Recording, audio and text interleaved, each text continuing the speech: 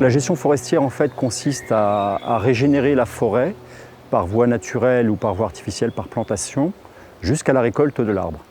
Quand on récolte un chêne en forêt, on récolte le fruit de 4 ou 5 générations de forestiers qui nous ont précédés.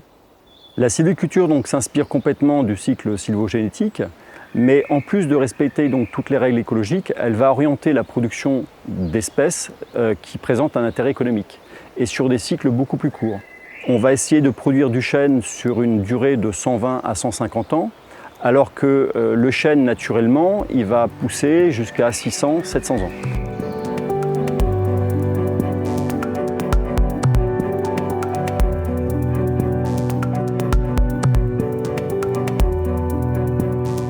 Un îlot de sénescence, en fait, c'est une zone qui est laissée dans l'évolution naturelle des arbres jusqu'à leur mort naturelle qui va s'échelonner sur une très grande période. Et pour reprendre ce que l'on appelle la sylvogénèse.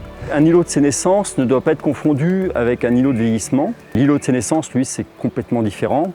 On met la forêt sous une cloche, on regarde ce qui s'y passe, l'homme n'y intervient plus et on vient voir un peu ce qui se passe en termes de biodiversité, en termes d'écologie, pour les oiseaux, les chiroptères, les champignons et également les insectes.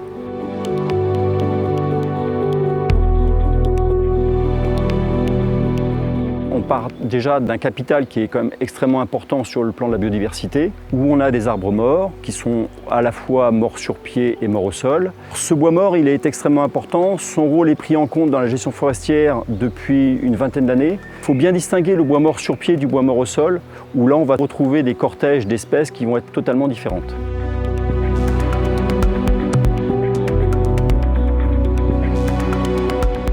Exploiter rationnellement les forêts, c'est tout à fait possible puisque c'est le quotidien des forestiers français depuis plus de 400 ans.